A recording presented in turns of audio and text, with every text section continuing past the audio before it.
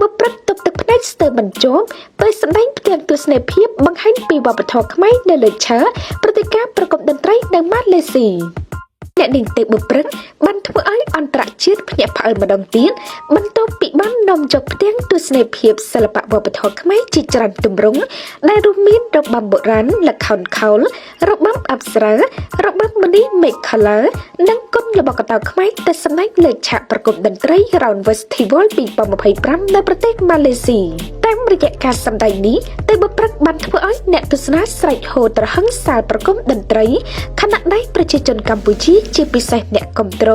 បានបង្ហាញមោទនភាពជាថ្មីម្ដងទៀតទៅលើតារាស្រីដែលទៅចូលរោងការរូបនេះផងដែរព្រឹត្តិការណ៍ប្រគំតន្ត្រី Round Festival 2025បានបង្ហាញវត្តមានសិល្បករសិល្បករនីមកពីបណ្ដាប្រទេសផ្សេងៗជាច្រើនជុំវិញពិភពលោកដែលក្នុងនោះក៏មានវត្តមានអ្នកនាងទេពបុព្រឹកតំណាងកម្ពុជាផងដែរចំពោះវត្តមានរបស់ម្ចាស់បទវីរៈនារីគឺនាងបាននាំយកការសម្ដែងដ៏អស្ចារ្យតាមរយៈបទចម្រៀងពីរបទ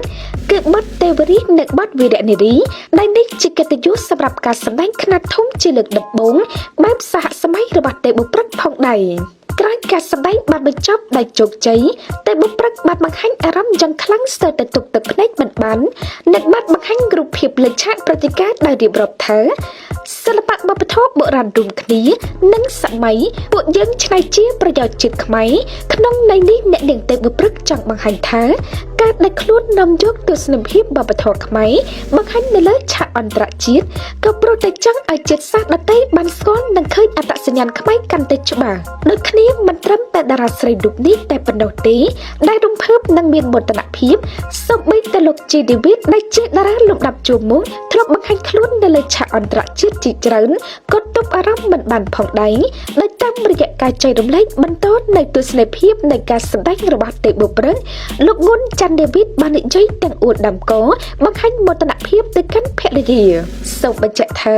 នេះជាលើកទី1ហើយដែលតារាចម្រៀងទេពបុព្រឹកបានចេញទៅសម្ដែងនៅលើឆាកអន្តរជាតិហើយនាងក៏រំភើបខ្លាំងដែលបានដឹកនាំក្រុមសិល្បករសិល្បករនី